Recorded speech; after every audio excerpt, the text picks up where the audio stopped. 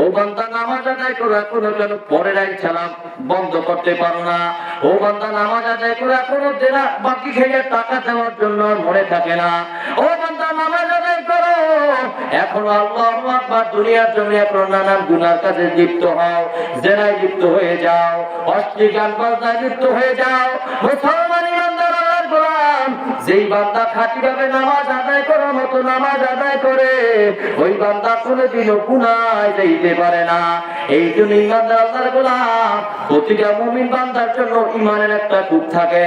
এই ইমানের কূপের ভিতরে আল্লাহ পাক রব্বুল আলামিন নামাজের আমলের মাধ্যমে সমস্ত গুনাহের কাজকে আল্লাহ পাক ওই নামাজের আমলের মাধ্যমে গুনাহের কাজকে দূর করে দেন।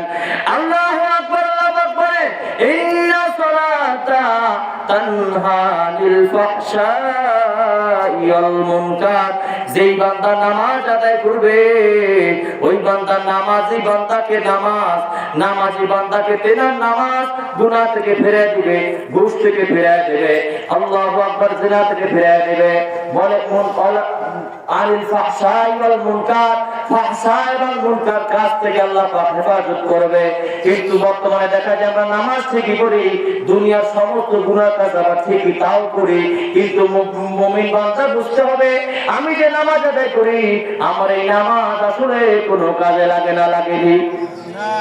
নামাজ কাজে লাগে? নামাজ কি মনে করেন কবুল হয়নি? যেই নামাজ আদায় করে গুনাহের কাজ দূর হচ্ছে না, গিবত আমার করতেই আছি, আমি পীরের দরবারে মুরিদ হলাম আমার আত্মশুদ্ধি করার জন্য, হিংসা রিয়া তাকাব্বুর ওজব বখল কিবর হিংসা দূর করার জন্য। কিন্তু পীরের দরবারে মুরিদ হওয়ার পর যদি আমার ভিতরে আরো হিংসা বেড়ে যায়, তাহলে এই পীরের দরবারে মুরিদ হওয়ার মাধ্যমে লাভ হইল না, লস হইল। এখন বর্তমানে একদল মানুষ কিছু কিছু জায়গায় দেখা যায় আগে কোনো দরবারে মুরিদ ছিল না, কিছু ছিল না, কিন্তু এক পর্যায়ে দেখা যায় কোনো দরবারে মুরিদ হওয়ার পরে এখন আসিয়া এক পর্যায়ে ইংরেজি শুরু হয়ে যায়, কুটাকুটি শুরু হয়ে যায়। তা কেমন মুরিদ হয়ে যাও? আগে কোনো মুরিদ ছিল না, আগে ভালো ছিল, যদিও নামাজ কালাম সাময়িক পড়তো না, কিন্তু এখন নামাজ টামাজ পড়ে, কিন্তু এখন গিবত শিকার বেশি করে, হিংসা নিয়ে বাইরে গেছে। সেটি আমার আগে হইল না পারিত হইল। নামাজ আদায় করতে হবে নামাজের মতো, যেই নামাজে আমার গুনাহ ফিরাতে পারবে না, নামাজ বাদও দেওয়া যাবে না, এবং সেই নামাজের ভিতরে ইখলাস এবং আল্লাহ পাকের ভয় এবং মহব্বত, নামাজের ভিতরে খুশি এবং খুশি বাড়াই দিতে হবে। ঠিক আছে কি? এই জন্য বলে বান্দা ইমানদারি একটা ইমানে কূপ আছে। দুনিয়ার জমিনে এক আলেমের কাছে দৌড়ে যদি যায়, বলে হুজুর আমার বাড়িতে আমার পুষ্করির ভিতরে একখানা বিড়াল পড়িয়া মরিয়া গেছে, হুজুর আমার পানি নাপাক হয়ে গেছে। বলে এখন পানি পাক করার জন্য কি করা লাগবে? দৌড়ে যায় দরবারে মুফতির কাছে, হুজুর আমার পুষ্করির পানি নাপাক হয়ে গেছে, আমার এলাকায় পানির কোনো ব্যবস্থা নাই, এখন আমি নামাজ আদায় করবো, গোসল করবো, আমার পুকুরের পানি নাপাক, হুজুর আমার পানি কেমন করে পাক করবো? হুজুর বললো যাও যাও যাও, জলদি করিয়া যাও, যাইয়া ওই পুষ্করির ভিতর থেকে 60 বালতি পানি ফালাইয়া দাও। কয় বালতি? 60 বালতি পানি ফালাইয়া দাও। ইসলামী শরীয়তের বিধান হলো, যদি কোনো কূপের ভিতরে কোথাও একখানা পশু পড়িয়া বা কোনো বিড়াল পড়িয়া যদি মরিয়া যায়, বন্ধ হয়ে যায়, পানি নাপাক হয়ে যায়, ওই পানি পাক করার জন্য শরীয়তের বিধান হলো 60 বালতি পানি ফালাইয়া দেওয়া। এক পর্যায়ে ব্যক্তি দৌড়ে আসলো, আসিয়া পানির ভিতর থেকে, কূপের ভিতর থেকে 60 বালতি পানি ফালাইয়া দিছে। এবারও দেখে পানির ভিতরে গন্ধ যায় না, পানি পাক হয় না, গন্ধ যায় না, আরো দুর্গন্ধ বাড়িয়ে গেছে। আবার বললো, মনে মনে ভাবলো, হুজুর যেহেতু বলেছে আমাকে 60 বালতি পানি ফেলায় দেওয়ার জন্য, অতএব আমি আবার আরো 60 বালতি পানি ফেলায় দেই। আবার আরো 60 বালতি পানি ফেলায় দিল। এবার আবার দৌড়ে দেখতেছি আর কোনো পানির গন্ধ যায় না। দৌড় দিল হুজুর, হুজুর আপনি যে ফতুয়া দিলেন, ফতুয়ায় কোনো তো এখনো গন্ধ যায় না। হুজুর বলেন, ও বাবা আমি যে ফতুয়া দিয়েছি, ফতুয়া তো ঠিকই দিয়েছি। বলে তুমি কেমন করেছো? বলে হুজুর আপনি বলেছেন কূপের থেকে 60 বালতি পানি ফেলায় দেওয়ার জন্য, আমি আমার কূপের থেকে 60 বালতি পানি ঠিকই ফেলায় দিছি। হুজুর এরপর আমার পানির গন্ধ যায় না। হুজুর আমি এরপরে ক্ষান্ত থাকি নাই, আমি আমার কূপের থেকে আরো 60 বালতি পানি আরো বেশি ফেলায় দিয়েছি হুজুর। হুজুর বলে, ও কবল করা রে, কবল করা, তুই যে তোর পুকুর থেকে 7 বালতি পানি ফেলাইছো, আরো 7 বালতি পানি ফেলাইছো, মোট 120 বালতি পানি ফেলাইছো। ও কপাল পোড়া, তুই পুকুরের ভিতর থেকে ওই মরা বিড়াল ফেলাইছো নি। কয় হুজুর, তা তো আমার খেয়ালে নাই। বলে কপাল পোড়া, তুই এই কূপের থেকে যদি কিয়ামত পর্যন্ত ওই কূপের ভিতরে পানি দাও আর 7 বালতি করে পানি ফেলাইয়া দাও, কিয়ামত কায়েম হবে ওই মরা বিড়াল না ফেলান পর্যন্ত তোর কূপের পানি কঠিন কালেও পাপ হবে হবে করে আমার মুসলমান ইমানদার। ইমানদারের একটা কূপ আছে, এই ইমানদার ইমানের নামে কূপের ভিতরে বেপর্দা নামক মরা বিড়াল পড়ে আছে। ইমানদার ইমানের কূপের ভিতরে গান বাজনার নামে মরা বিড়াল পড়ে আছে। ইমানদার ইমানের কূপের ভিতরে সুদের নামে মরা বিড়াল পড়ে আছে। ইমানদার ইমানের কূপের ভিতরে ঘুষের নামে মরা বিড়াল পড়ে আছে। ইমানদার ইমানের কূপের ভিতরে গীবতের নামে মরা বিড়াল পড়ে আছে। ও মুসলমান ইমানদার ইমানের কূপের ভিতরে গান বাজনা বেহায়া করার নামে মরা বিড়াল পড়ে আছে। ও বান্দা, ইমানদার ইমানের কূপের ভিতরে ও বান্দা অশ্লীলতার নামে মরা বিড়াল পড়ে আছে। ও বান্দা, ইমানদার ইমানের কূপের ভিতরে আল্লাহু আকবার হিংসারিয়া তাকাব্বুরি নামক মরা বিড়াল পড়ে আছে। বান্দা, যতক্ষণ পর্যন্ত তোমার ইমানের কূপের ভিতর থেকে যতক্ষণ না পর্যন্ত ওই মরা বিড়াল ফেলাইয়া দিবা, ও বান্দা পরিপূর্ণভাবে তোমার ওই ইমানের কূপ পরিপূর্ণ পবিত্র হবে না। ঠিক না? এই জন্য বান্দা, যদি খাঁটি মুসলমান হতে চাও, ইমানদার হতে চাও, আল্লাহ পাক বলে ইয়া আইয়ুহাল্লাযীনা আমানুত্তাকুল্লাহ হাক্কা তুকাতিহি ওয়া লা তামুতুন্না ইল্লা ওয়া আনতুম মুসলিমুন। আল্লাহ রাসূল বলে, ও সাহাবায়ে কেরাম, আল্লাহ পাক জানিয়ে দিয়েছেন তোমরা আল্লাহ পাকরে তোমাদের সাধ্য অনুযায়ী ভয় করো।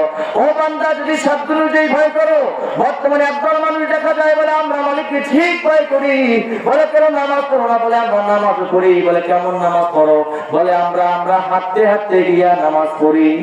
কিরকম নামাজ পড়ে? হাঁটতে হাঁটতে নামাজ পড়ে। গত কয়েকদিন আগে একজন ভাইয়ের সাথে দেখা হলো, বাড়ি হলো বর্তমান, তিনি একজন বড় জবরদস্ত দরবারের মুড়ি। মাগরিবের পরে দেখা হইলো, ভাই আপনি নামাজ পড়ছেননি? বলে না নামাজ পড়তে পারি নাই। বলে আপনি তো একজন বড় জবরদস্ত দরবারের মুড়ি, আপনি এখন নামাজ পড়লেন না? বলে হুজুর, আপনি বুঝবেন না, আমাদের নামাজ আমরা অটোমেটিক আদায় হয়ে গেছে। কি হয়েছে নামাজ? তারা নামাজ পড়ে হাঁটতে হাঁটতে গিয়া বলে, হুজুর নামাজ না পড়লে কেমন হবে কি আমার ইমান ঠিক আছে? নামাজ না পড়লে কেমন হবে কি আমার ইমান বড় পাকা আছে? ও মুসলমান ইমানদার, গাছে যখন কাঁঠাল ধরে যায়, কাঁঠাল যখন পাকিয়া যায়, কাঁঠালের রং পরিবর্তন হয়। কথা হয়? গাছের আম যখন পাকিয়া যায়, আমের কালার পরিবর্তন হয়নি। যদি বলে আল্লাহু আকবার, আমের উপর থেকে যদি পরিবর্তন নাই, যদি বলে আম পাকছে ঘেরানো নাই, উপর থেকে নরম হয় না, চাপ দিলে যদি না নাবে এবং যদি ঘেরানো না পাওয়া যায়, রং যদি না আসে, কেউ বলবে আম পাকছে না। কাঁঠাল যদি চিপ দিলে মোটেও না যাবে, যদি মোটেও গ্রান না পাওয়া যায়, যদি মোটেও কালার পরিবর্তন না হয়, কেউ বলবে কাঁঠাল পাকছে। ও ইমানদার, ও কপাল পোড়া মুসলমান, তুমি বলো তোমার ইমান ঠিক আছে, নামাজ নাই, কালাম নাই, রোজা নাই, হজ নাই, যাকাত নাই, জিকির নাই, আজকার নাই, কিছু নাই, টুপি নাই, পাঞ্জাবি নাই, সুন্নতি লেবাস নাই, দাড়ি নাই, কিছু নাই, তুমি বলো আমার ইমান ঠিক আছে। কথায় কথায় উঠলে তুমি হুজুরের গোষ্ঠী উদ্ধার করো। ও বান্দা, তোমার ভিতরে যদি ইমান পাকাপোক্ত হইতো, আম যেমন পাকিয়ে গেলে নরম হয়, আম যখন পাকিয়ে গেলে গ্রান আসে, আম যখন পাকিয়ে গেলে নরম হয়, কালার পরিবর্তন হয়, গ্রান হয়। তুমি যদি খাঁটি মুমিন হও, তোমার ভিতরে যদি আল্লাহ পাকের ভয় আসিয়া যায়, তোমার উপরে তোমাকে মুমিন এক মুমিন চিপ দিলে তুমি নরম হইয়া যাবা। ঠিক না? যেই আম কাঁচা থাকে, চিপ দিলে কি যাবে না, এটা যাবেও না, উল্টারও বোঝা যায় কি খুব শক্ত। যেই মুমিনের, যে খাঁটি মুমিনের মতো মুমিন হয়, তাকে যদি কেউ অপমান করে, তিনি কি চেতে? তিনি কি রাগ করে? এই জন্য মেটা তো আপনা হস্তি কো আধার কুছ মর্তবা চাহো, কে দানা খাকে দিল মিল কর বলে গুলজার হতা হয়। এই জন্য বান্দা, তুমি এমন ভাবে তোমার আল্লাহু আকবার দুনিয়ার মানুষের কাছে, আল্লাহু আকবার মুরব্বিদের কাছে, বড়দের কাছে, হক্কানি উলামা কিরামদের কাছে নিজেকে এমন ভাবে বিলায়া দাও, আল্লাহু আকবার কে দানা के मिल कर बोले गुलजार होता है যদি তোমাকে নিজেকে পরিপূর্ণভাবে বিলীন করে না দিতে পারো তুমি অতক্ষণ পর্যন্ত কামেল মুমিন হতে পারবে না ঠিক না রে ও পয়গম্বর ইমানদার আল্লাহ পাক পয়গম্বর দাউদকে ডাক দিয়ে বলে ও পয়গম্বর দাউদ তুমি আমি আল্লাহ পাক রব্বুল আলামিন তোমাকে অনেক বড় নিয়ামত দান করলাম তোমাকে আমি দুনিয়ার বাদশাহী দান করেছি তোমাকে আমি দুনিয়াতে নবুয়ত দান করেছি দুনিয়ার মানুষকে আমি অনেক মানুষকে নবুয়ত দান করি নাই দুনিয়ার সবাইকে আমি আল্লাহ বাদশাহী দান করি নাই ইয়া পয়গম্বর দাউদ আমি আল্লাহ তোমাকে নবুয়ত দান করেছি তোমাকে আমি হুকুমত দান করেছি ও পয়গম্বর দাউদ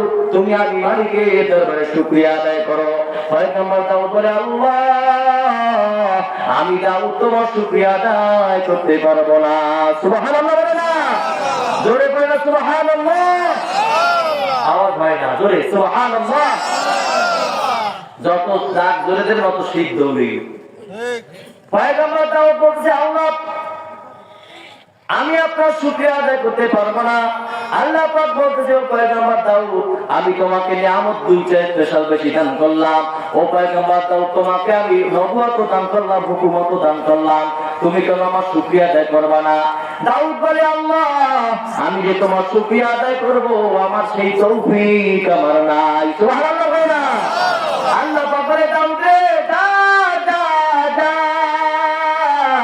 আমি আল্লাহ তোকে আমি তৌফিক দান করে দিলাম তৌফিক से होती है नेमत की खजीना हर मर्द पे ताकत के और बेनिशाना हर मर्द पे ताकत के और बेनिशाना ऐ बंदा खुदा चाहोगा उनकी मुलाकात जल्दी से अब बैठे सुनो हजरत की नसीहत पैगंबर दाऊद बोले